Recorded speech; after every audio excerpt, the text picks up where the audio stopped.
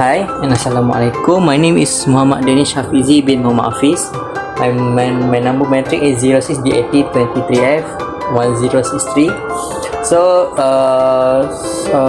today I'm going to talk about my case, which is case number 3. So firstly I will talk about ethical problem. So my first point is outstanding fees and self-interest rate. So which is based on this case, we can see that this audit firm has a problem of cash flow in short-term period, and this is why the firm should create this a self-interest rate to objectivity and professional competence and due care. So point number 2 is subordination of judgment and intimidation traits. The partners just straight to the point want to sign off the file section without any checking the file because the pressure of work or stress, and the fact that the audit manager do not know any about the payment that have to pay 10 months ago. So we can see this also an internal control weakness and failure of proper communication. So my last point is lack of independence. The firms made the agreement with their customer to pay the payment in short term, and this we can look the firms providing de facto financial interest or guarantee, further impairing the firm's independence and objectivity. So that's all from me. So just see you guys on the next slide. So this slide I'm going to talk about identify the effective solution. My first solution, there are no solution. Effective solution is the audit manager and the team and audit team.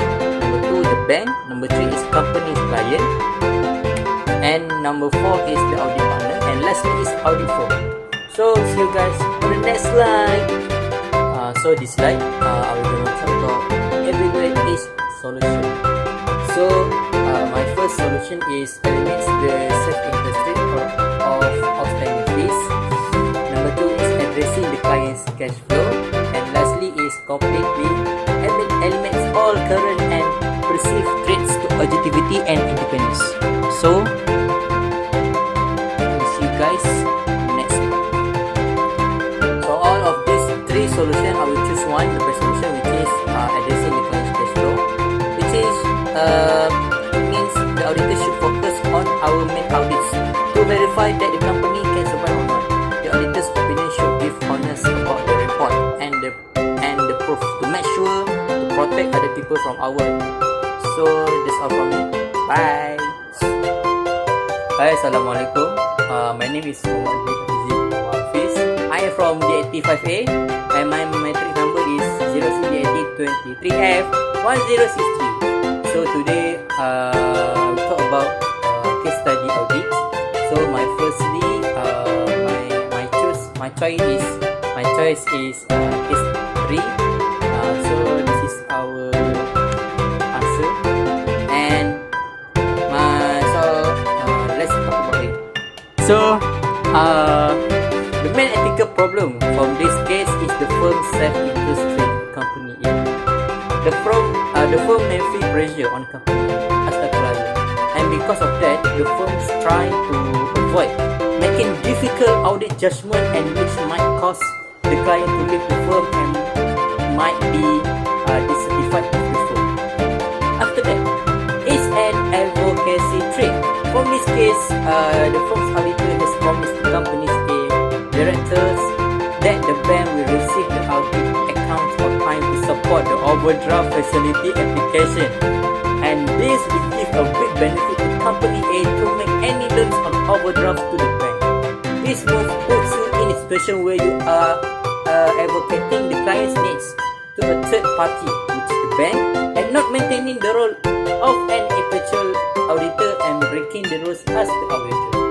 For example, this is example who making the affected parties, which is the firm's audit.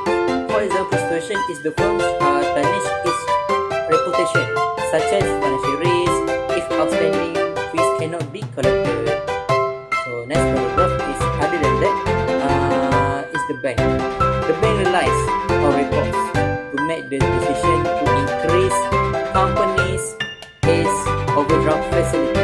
If the audit is influenced by a threat to independence, the bank may make a decision based on false information, and this will give a benefit to the client to make any loss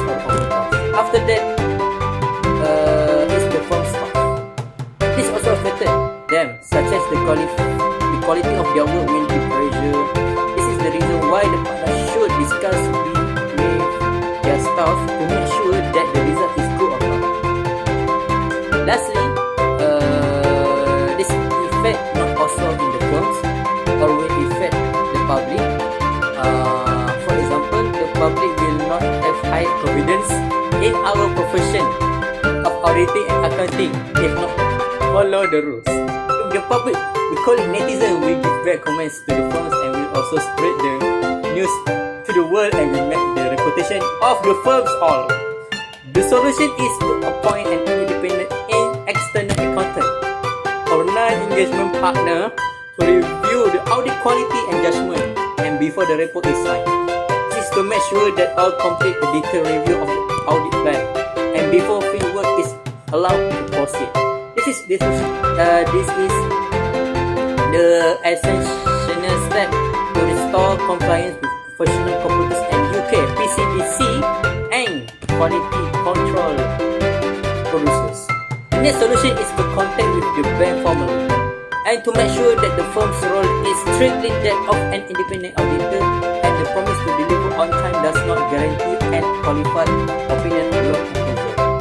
This will provide more integrity in the audit firm and make sure to reduce the advocacy rate. This method will exactly improve the auditor's integrity and this also gives a good effect to the firms. Last but not least is to make sure the partner reviewing the audit work is different from the partner responsible for checking the tax work. This is because if the partner gives a different job scope, it will affect the job and it could result in material error in tax calculation or related accounting classification being overlooked and affecting the quality of the audit and audit.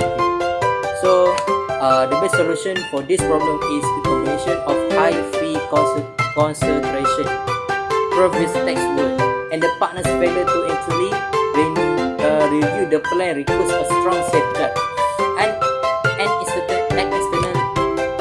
external EQCR before the audit report is issued. We provide an objective review of the firm's judgment and audit and documentation, mitigating the remaining self-interest and self-review.